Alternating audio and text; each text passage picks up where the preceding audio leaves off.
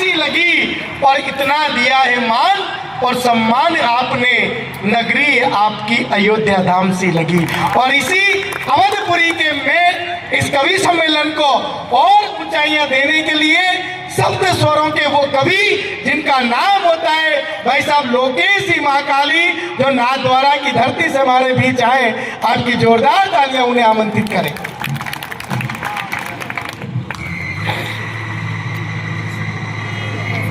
जौहर और साका की इस धरती को अपनी 35 साल की कवि सम्मेलनी जीवन की साधना का प्रणाम प्रेषित करता हूँ। तालियां कोई पैमाना नहीं है, भीड़ भी कोई पैमाना नहीं है। मैं हर रात जो किया करता हूँ डंके की चोट पर किया करता हूँ, ना तो ये वो मंच है न ऐसा अवसर, लेकिन लोकेश महाकाली के तुणीर में कई कई तीर है।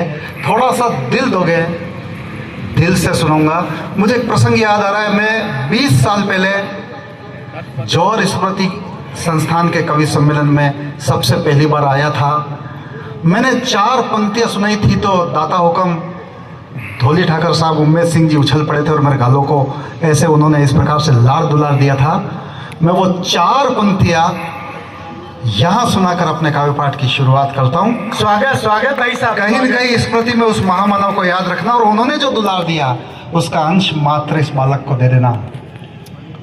मैं कहा करता हूं कि राजस्थान का नाम भारत के इतिहास में, विश्व के इतिहास में अमर है, लेकिन राजस्थान में कई सूबे हैं। मेवाड़ क्यों सबसे अलग है? हाड़ोती एजुकेशनल हब, मारवाड़ियों ने विश्व में व्यापार, हर अलग अलग प्रकार से फेमस है। क्यों मेवाड़ ऐसा है कि आज भी ये क्षत्रिय अपनी मूंछों पर गर्व से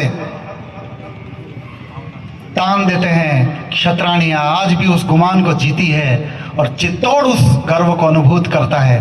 क्यों? क्या है ऐसा मेवाड़ में? चौथी पंक्ति कहीं लग जाए, मैंने आपका गर्व गा लिया है, तो तालियां उठाना और थोड़ा सा मुझे मन दीजिएगा तो मैं थोड़ी देर खड़ा रहूंगा। मेवाड़ी भूमि पे जाबा जो का काल नहीं है। वाह वाह, सुनिएगा बस। क्यों? मेवाड़ी भूमि पे जाबा जो का काल नहीं है, अच्छे अच्छों की यहाँ पर तो गली दाल नहीं है।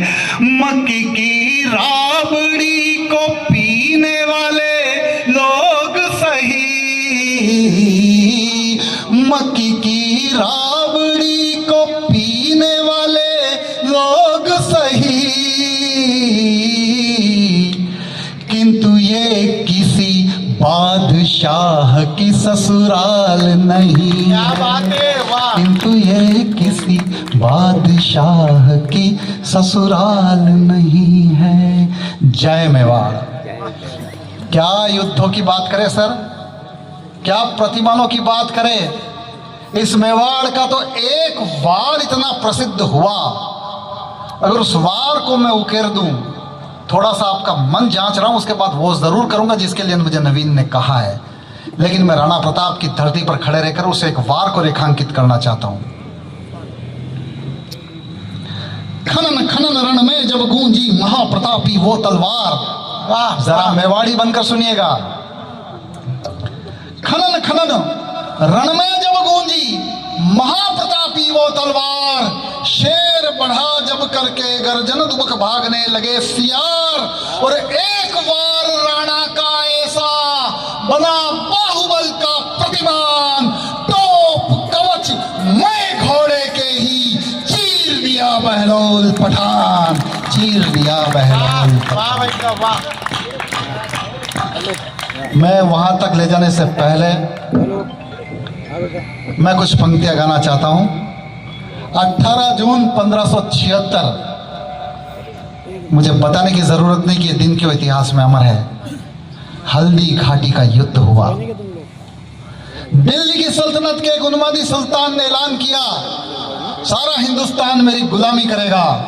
सब जगह से जीतता जीतता जीतता वो मेवाड़ आया और उसने राणा प्रताप सिंह से यह अपेक्षा की कि राणा तुम भी मेरी, जितने भी नौजवान हैं, इन्होंने थोड़े दिन पहले एक मूवी देखी होगी, वो बाल बिखेर कर चलने वाला, चप्पल रगड़ के चलने वाला, और वो कहता है झुकेगा नहीं साला। अरे उसने क्या कहा? 500 साल पहले हमारे मेवाड़ के महाराणा प्रताप सिंह ने कह दिया, अरे अकबरिया इतना मत लाला, झुकेगा नहीं साला। जिंदाबाद। बस उस हल्दी घाटी के युद्ध का क्योंकि मैं थोड़ा सा वो माहौल बना देना चाहता हूँ। 18 जून 1576 को मैं गा रहा हूँ, किस प्रकार से आप सुनते हैं मैं नहीं जानता, लेकिन मैं आपका गर्व गा रहा हूँ, आपका हो ना हो मेरा गर्व गा रहा हूँ। मैं हल्दी घाटी के बिल्कुल पास में रहता हूँ। वाह, एक बार मेवाड़ी तालियां दीजिए, मैं शुरू करता हूँ। स्वागत स्वागत भाई साहब।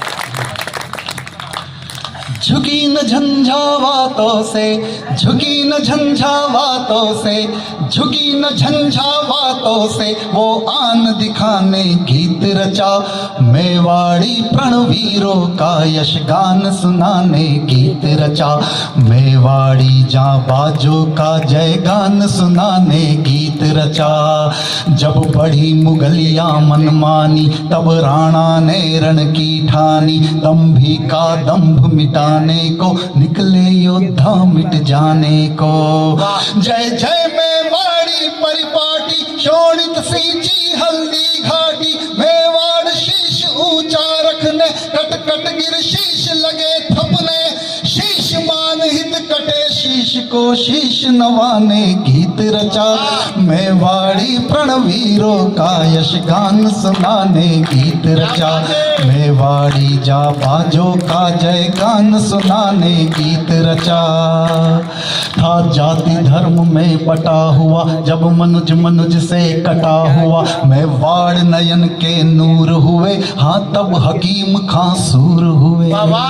ले भ्रातृभाव सब साथ खड़े, रजपूत भील हो एक लड़े, अंबर गूंजा हुंकारों से, जय एक लिंग जयकारों से, देश धर्म ही श्रेष्ठ धर्म, युग धर्म बताने गीत रचा, मेवाड़ी प्रणवीरों का यशगान सुनाने गीत रचा, मेवाड़ी जाबाजों का जयगान सुनाने गीत रचा। बस इसी मानसिकता से सुनते जाइएगा। राणा का युद्ध कौशल सबको पता है, आप लोगों ने देखा है, मैं पढ़ रहा हूं बस। कमाल कमाल। इससे अधिक कुछ नहीं चाहिए। स्वागत भाई साहब। भीषण भाला तलवार लिए, राणा भैरव अवतार लिए, संग्राम लड़े यूं बिन विराम, चहु ओर शोर था त्राहिमाम।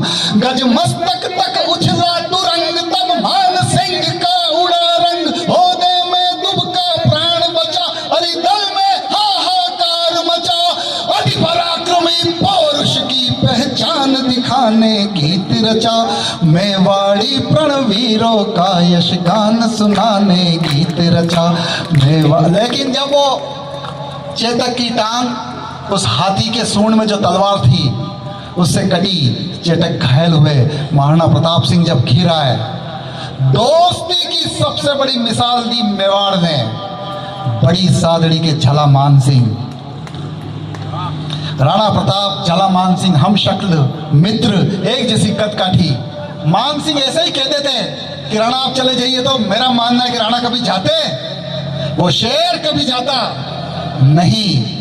बड़ी सादड़ी के झला मान सिंह ने किस प्रकार से चतुराई से अपनी बातों के जाल में उलझाया। उन्होंने कहा, राणा हम एक साथ उठे बैठे खाए खेले, कभी कोई भेदभाव नहीं किया, लेकिन आप हो तो राणा और मैं सामंत, एक पल के लिए मैं राणा की मौत मरना चाहता हूं। वाह, ये भावना सिर्फ मेवाड़ दे सकता है।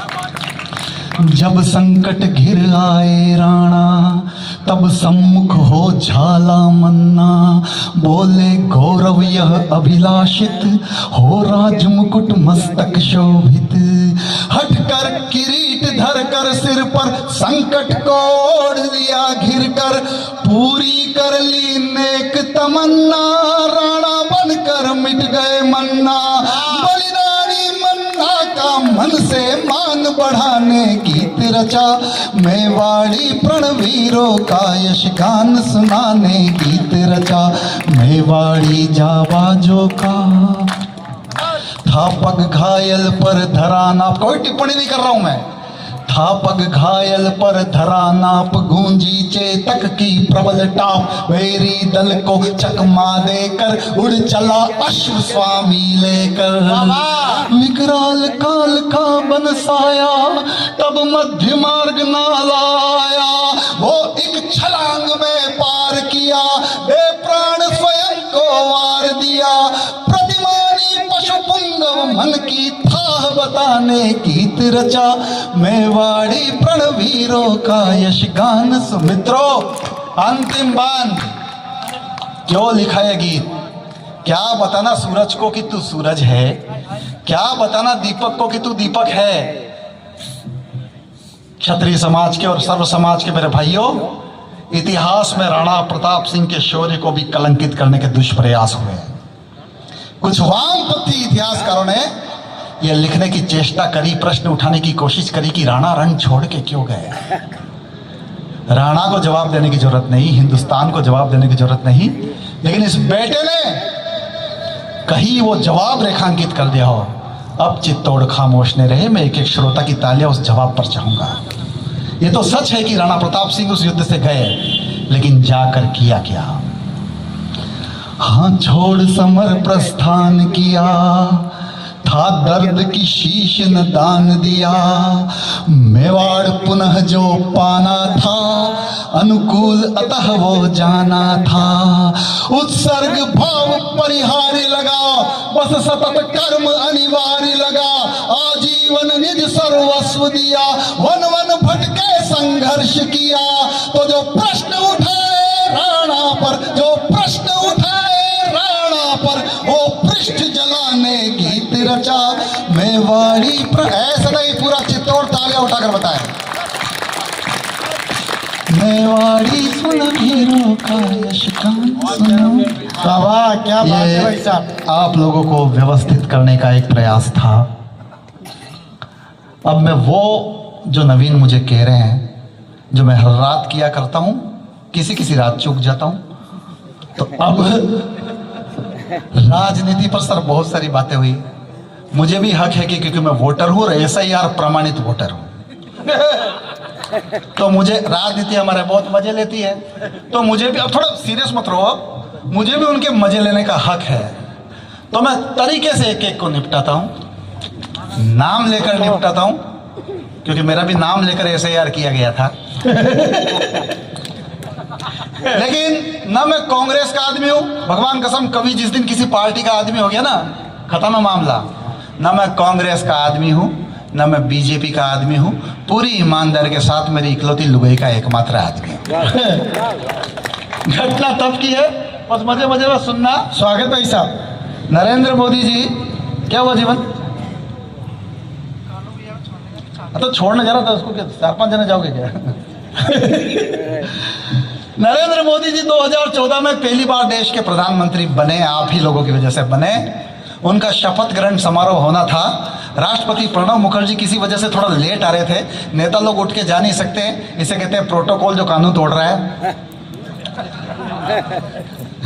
तो एक नेता ने कहा, एक काम करो, फिल्मी गाना गाते हैं जब तक राष्ट्रपति जी नहीं आते। दूसरे ने कहा, यार फिल्मी गाना गाएंगे, हम कोई गवैया थोड़ी है, हम नेता है। तीसरे ने कहा, फिल्मी गाना तो गाएंगे, लेकिन शर्त रखते हैं, पहले वो गाना हम किसी को समर्पित करेंगे और दूसरे उसमें 8 पंक्तियों में खुद के बारे में बताएंगे। अब एक एक नेता को बाकायदा खड़ा करूंगा, अपना गीत किसी को समर्पित करेंगे, 8 पंक्तियों में खुद के बारे में बताएंगे, उसके बाद डायरेक्ट फिल्मी गाना पसंद आए तो ताली बजा देना, वरना ऐसे मस्ती में सुनना। स्वागत भाई साहब। सबसे पहले खड़े हुए वो, सीन 2014 का याद रखना, सबसे पहले खड़े हुए वो जो उस मोदी सरकार से पिछली सरकार में 10 साल तक किसी से पूछे बिना तो कभी खड़े ही नहीं हुए। कौन? हाँ, मनमोहन सिंह जी। वो टीचर ने बच्चे से पूछा, भारत के भूतपूर्व प्रधानमंत्री का नाम बताओ, बच्चा चुप। टीचर ने गुस्सा करके कहा, भारत के भूतपूर्व प्रधानमंत्री का नाम बताओ, बच्चा फिर चुप। टीचर ने डंडा उठाकर कहा, भारत के भूतपूर्व प्रधानमंत्री का नाम बताओ। बच्चे ने कहा, सर मेरी खामोशी में ही मेरा जवाब समझ गया। अपना गीत समर्पित कर रहे हैं सोनिया। स्वागत स्वागत लोकेश भाई साहब। जय जय जय जय सोनिया जी कांग्रेसी सरताज, 10 जनपद की चूमी चौखट फोकट पाया राज। अरे वो गद्दी भोगी जिसका देखा भी था ना सपना, क्योंकि मैंने सीख लिया था मैडम मैडम जपना। तुमने बोला उठो उठा, मैं बोली बैठो बैठा, और एड़ा बनकर खाया मावा मिश्री पेड़ा पेठा। यूं तो मुझको आता तेरे आगे चुप चुप रहना, पर जाते जाते सोनिया जी इतना है बस कहना, तेरी मेहरबानियाँ तेरी कदरदानियाँ। 3-4 को समझ में आई, कोई बात नहीं, बस आपकी मुस्कुराहट मुझ तक पहुंच रही है। फिर खड़े हुए वो जिनके एक्सपायरी डेट घोषित कर दी गई, लेकिन सत्ता का नशा ऐसा है कि वो तमन्ना कभी मरती नहीं है, लाल कृष्ण अडवाणी जी। अच्छा, ये बरसों तक पीएम इन वेटिंग रहे, ये बेचारे वेटिंग ही करते रहे और मोदी जी ने तत्काल करवा लिया। अच्छा, अडवाणी जी, मोदी जी जहाँ भी जाते हैं अपने साथ अडवाणी जी को जरूर ले जाते हैं, और वहां पर बैठा था जहाँ पर ये अंकल बैठे हैं, और कहते हैं भाई और बहनों, मैं नरेंद्र दामोदर दास मोदी आज जहां कहीं भी हूं इनकी वजह से हूं, और ये जहां कहीं भी है। अपना गीत समर्पित कर रहे हैं प्रधानमंत्री पद की कुर्सी को। बस मस्ती में सुनना, ताले वाले रहने दो, सब मस्ती दिख रही है मेरे को। प्रधानमंत्री पद की कुर्सी को अडवाणी जी कह रहे हैं। जय हो पीएम पद की कुर्सी, झुक झुक करूं सलाम, मैंने अपनी जिंदगी कर दी तेरे नाम। अरे तेरी खातिर राम भरोसे रथ की करी सवारी, पर माया मिली न राम सत्ता पा गए अटल बिहारी। अपनों ने भी मुंह मोड़ा जब सर पे चढ़ गया जिन्ना, और जिन्ना ने करवा दी ना दिन दिन ना दिन दिन ना। जब अवसर आया असल तो फिर जनता ने भी मुंह फेरा, अब मोदी आया तू ही बता दे कब है नंबर मेरा। मेरे नसीब में तू है कि नहीं, बाबा क्या बात है, नसीब में मैं हूँ नहीं, ये मैं क्या जानूं ये वही जाने। अब भी 3-4 ने बजाई। फिर खड़ा हुआ वो जिसको पिछले कई चुनावों से लॉन्च करने की कोशिश की जा रही है, फिर भी बैठता ही जा रहा है। बताओ कौन? नहीं, आपने जो शब्द बोला मैं उसको नहीं बोलता। काहे का पप्पू? नहीं, मैं नहीं बोलता पप्पू, वो हम हास्य कवियों का कुल देवता है। मजाक नहीं उड़ा। अभी अशोक भैया बता रहे थे भारत जोड़ो यात्रा निकाली। अशोक भैया आपको भी पता नहीं है, आपको भी पता है ये भारत जोड़ो यात्रा क्यों निकाली? ताकि गांव गांव घूम के लिए अपने लिए कोई छोरी देख ले, वो तो उनके लिए नहीं रही है। अपना गीत समर्पित करें अपनी मम्मी बहन और जीजा जी को। उनकी तमन्ना प्रधानमंत्री पद की कुर्सी नहीं है, मैं उनके मासूमियत का बहुत बड़ा फैन हूँ। वो अपने मम्मी बहन और जीजा जी से कह रहे हैं, क्या कह रहे हैं? कूद पड़ा मैं क्रीज में करके आस्तीन को फोल्ड, ओवर पहले हाई हो गया ट्राई बॉल पर बोल्ड। अरे पड़े पड़े ही पड़े तिलों में खाक निकलता तेल, फोकट में पिस गई जवानी हो गया फेल। सच कहता हूँ मुझको पीएम पद की तनिक न आस, और जैसे तैसे होना चाहूँ मैं तो केवल पास। तो मम्मी मेरी बहिना मेरी जीजा मेरे सुन लो, अब ढूंढ ढांड के ढंग ढंग की कोई दुल्हनिया चल लो। लाल चुनरिया वाली कोई घर मेरे भी लाओ, अरे लाल चुनरिया वाली कोई घर मेरे भी लाओ। अरे मैं कुंवारा कब तक बैठूं बैंड मेरा बजवाओ, अरे जैसे भी चलता है चक्कर चलाओ मेरी। शादी करवानी जरूरी है, वो तो इतने अखंड कुंवारे हो गए कि वो दिग्विजय सिंह के साथ बैठ के ताश खेलते तो उसमें भी बेगम नहीं आती। फिर खड़ा हुआ खतरनाक आइटम, अब तो आतिशबाजी में निपट गए और वैसे भी निपट गए, रेखा ने रेखा खींच दी, पर तब वही थे। इस भारतीय राजनीति में सर्वाधिक तेजी से वायरल होने वाला वायरस जो दिल्ली में पाया जाता है, हाँ केजरीवाल। अगला मफलर लपेटता है दिल्ली में डेंगू। इमेज इतनी खतरनाक कि 15 मिनट टॉयलेट में ज्यादा बैठ जाए तो भाभी खुद घोषणा कर देती कि साहब जी धरने पर ही बैठ गए। तोरण मारने जा रहे थे शादी में, गोड़ी पे नहीं जा रहे थे, हमारे यहाँ की परंपरा है तोरण, गोड़ी पे नहीं जा रहे थे, पैदल पैदल जा रहे थे। मैंने पकड़ लिया, केजरीवाल जी तोरण मारने जा रहे हो, गोड़ी किधर है? उन्होंने कहा गोड़ी तो धरने पर बैठ गई। मैंने गोड़ी से पूछा गोड़ी तू धरने पर क्यों बैठ गई? गोड़ी ने कहा मैं क्या करती, इसने मुझ पे ही आरोप लगा दिया तेरा कई सारे गधों के साथ गठबंधन है। ऐसा आदमी किसी की नहीं सुने, अपने बाप की नहीं सुने, अपना गीत खुद को समर्पित कर रहा है। अन्ना वाली टोपी लेकर हाथ में थामा झाड़ू, आम आदमी को टोपी पहना कर खाए लाड़ू। अरे सपनों की थी सेल लगाई लेकिन सत्यानाश, टिक पाया मैं तो मुश्किल से केवल दिन 49। किंतु भाग्य तो भाग्य है जी, भाग्य ने खाया पलटा, और झाड़ू की आंधी में हाथ के साथ कमल भी सल्टा। मोदी जी ने खूब लगाए अच्छे दिन के नारे, उनकी वो जाने अच्छे दिन आ गए हमारे। साला में तो साहब बन गया बाबा, बन के फिर खड़े हुए वो। और मैं अब की घटना के हिसाब से बताता हूं।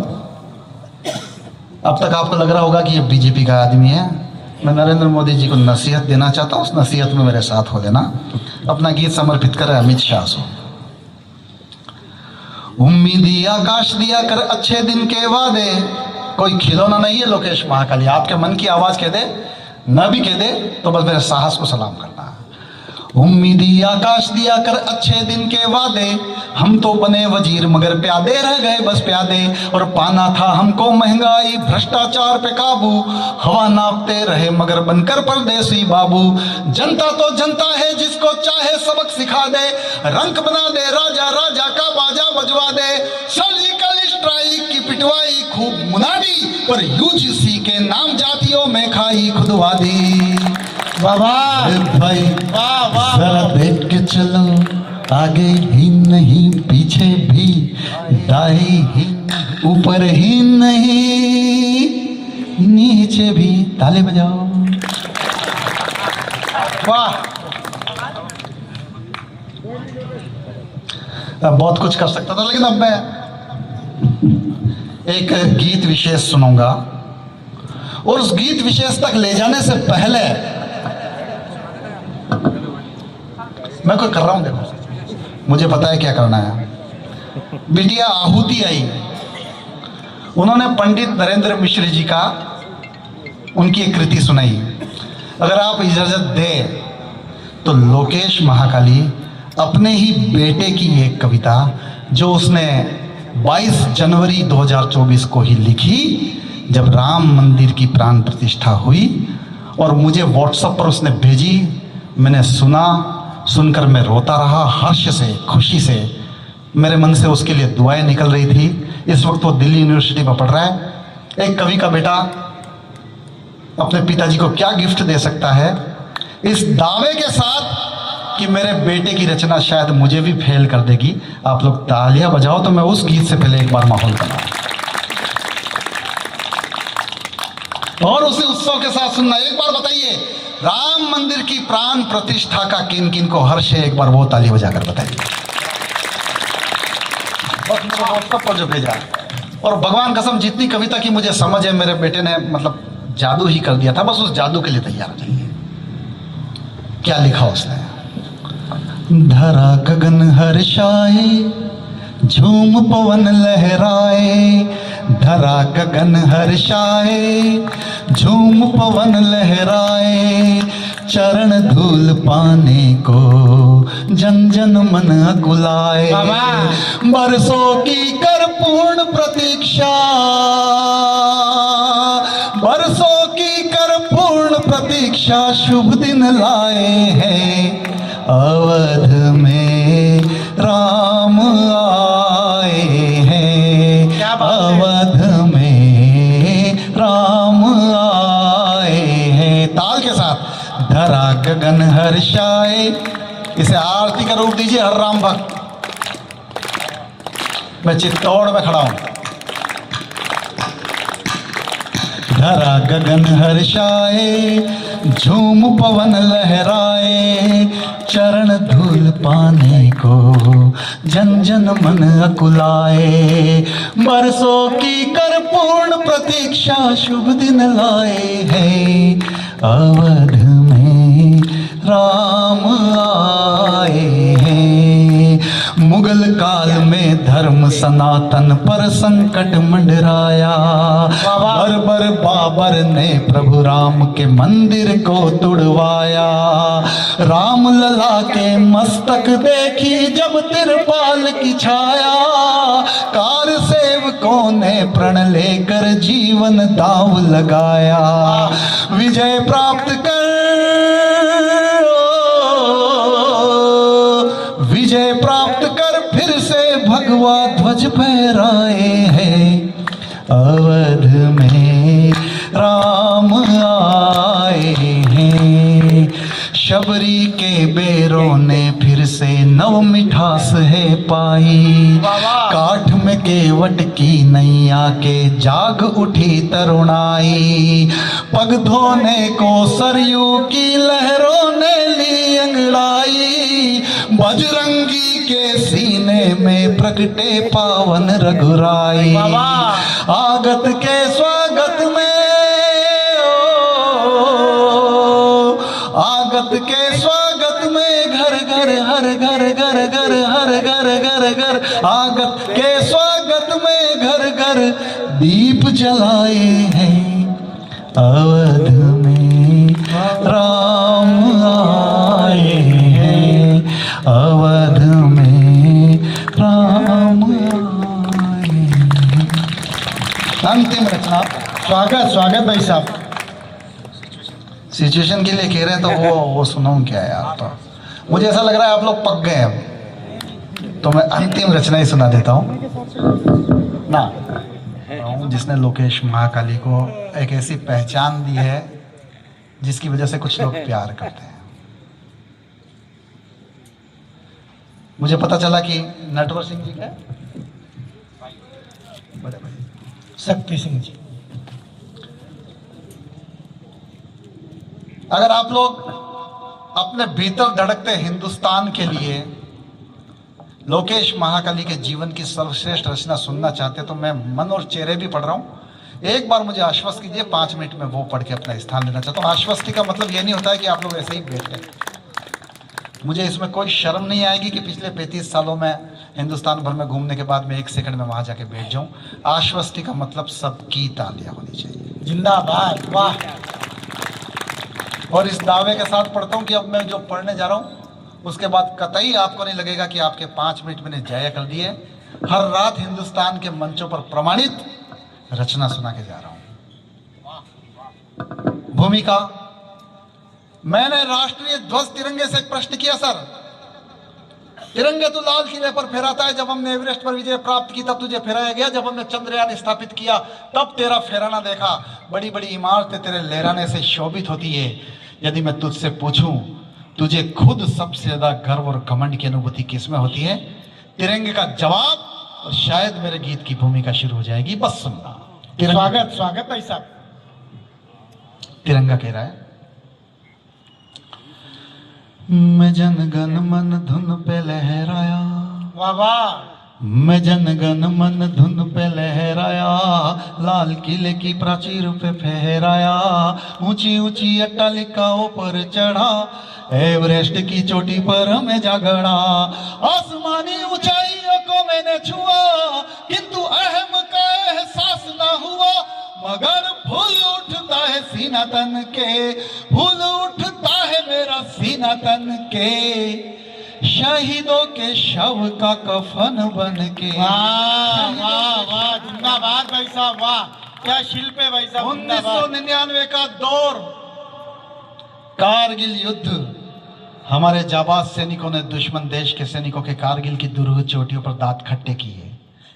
एक घटना घटी, बड़ी विशिष्ट घटना। यहाँ पर क्षत्रियाणी यहाँ बैठी हुई थी, वो शायद इस वक्त यहाँ नहीं है, लेकिन उनके श्री चरणों में रखता हूँ। एक विशिष्ट घटना। राजस्थान में एक जिला है भरतपुर, उसमें एक तहसील है सर कुम्हेर, और उसमें एक छोटा सा गांव है अजान। वहां के राइफलमैन वीरेंद्र सिंह जब कारगिल की चोटियों पर लड़ते हुए शहीद हुए, उनका शव उनके गांव अजान लाया गया। अब तो चलन में है, लेकिन विश्व के इतिहास की पहली महिला थी जिसने शमशान तक चलकर अपने पति की अर्थी को कंधा दिया, और वो थी गायत्री देवी जी। वाह वाह। 2003 में डीग में कवि सम्मेलन मेरा जाना हुआ, मुझे पता चला अजान बिल्कुल पास है।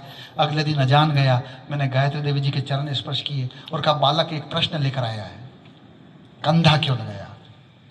दरअसल जब युद्ध का ऐलान हुआ, गायत्री देवी जी ने वीरेंद्र सिंह को मंगल तिलक लगाकर रवाना किया।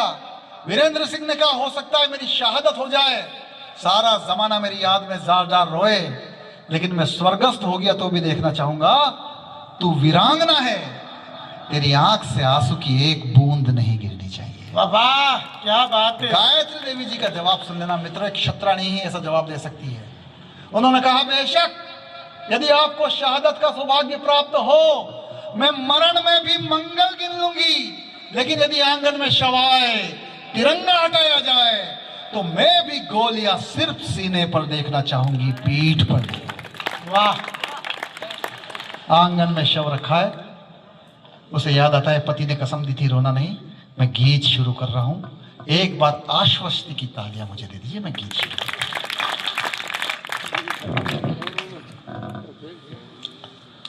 निभाऊंगी कसम न होगी आंख नम, निभाऊंगी कसम न होगी आंख नम, शान से विदाई दूंगी मैं तुम्हें सनम, मिलेंगे हम जन्म जन्म।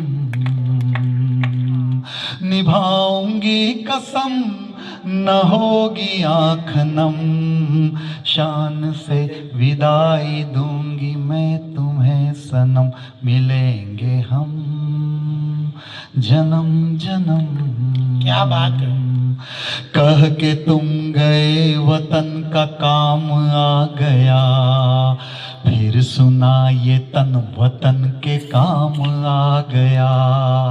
शौर्य किरण भूमि में बने मिसाल तुम, बैरियों पे टूट पड़े बन के काल तुम, हाथ ले विजय पताका बढ़ते ही रहे, सीना हुआ छल किंतु लड़ते ही रहे, रुका नहीं कदम जब तक था दम में दम, शान से विदाई दूंगी मैं तुम्हें सनम, मिलेंगे हम जन्म जन्म। क्या बात है भाई साहब, जिंदाबाद। प्राण दे के तुमने अपना फर्ज निभाया, माँ के दूध माटी का कर्ज चुकाया, तो वीरता का मैंने भी प्रमाण दिया है, मांग के सिंदूर का बलिदान किया है, किंतु नाम विधवा ना रहूंगी अभागन। पूरी हिम्मत से चित्तौड़गढ़ के मेरे प्यारे श्रोताओं, आपको एक संकल्प दिलाता हूं, आज के बाद किसी सैनिक की शहादत पर उसकी पत्नी को बेवा मत कहना, विधवा मत कहना, वो हो ही नहीं सकती। मेरा तर्क देता हूं, किंतु ना मैं विधवा ना रहूंगी अभागन, किंतु ना मैं विधवा ना रहूंगी अभागन, तुम अमर कहाओगे मैं सदा सुहागन। जब तुम अमर तो मैं काहे की विधवा, गठबंधन ऐसा नसीब होता बहुत कम, शान से विदाई दूंगी मैं तुम्हें सनम, मिलेंगे हम।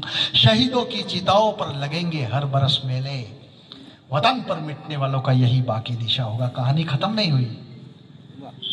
प्रियतमाइक वीर की मैं प्रणय लेती हूँ, बिटिया भारती की मैं वचन ये देती हूँ, मिटने न दूंगी मैं वीरता के वंश को, तुम सा ही बनाऊंगी तुम्हारे अंश को, त्याग वाले पथ का ही राही बनाऊंगी, इकलौते बेटे को भी सिपाही बनाऊंगी। यही है धर्म, यही है कर्म। अंतिम बात, संकल्प की बात कर ली नवीन, स्वागत स्वागत। देशभक्ति की बात कर ली, कंधा क्यों लगाया। मित्रों, मुझे नहीं पता आप लोग किस प्रकार से मुझे सुन रहे हैं, लेकिन लोकेश महाकाली की आदत है कि यदि वो किसी भी गीत को छूते हैं उसकी आत्मा में उतरने का प्रयास करते हैं। कंधा क्यों लगाया, यदि वो तर्क आपके हृदय तक पहुंच जाए तो पूरे काव्य पाठ का प्रसाद मेरी इस पंक्ति को देकर मुझे विदा करना। कंधा क्यों लगाया। बसंती चोले पे नया शबाब आया है, अंतिम नमन को भारी जन सैलाब आया है। अमर शहीदों में अपना नाम जोड़कर जा रहे हो मीत तुम तिरंगा ओढ़कर। क्यों कंधा लगाया? अमर शहीदों में अपना नाम जोड़कर जा रहे हो मीत तुम तिरंगा ओढ़कर। तो हर कदम पे साथ का वादा निभाती हूँ, लो तुम्हारी अर्थी को कंधा लगाती हूँ, कंधा लगाती हूँ, कंधा लगाती हूँ।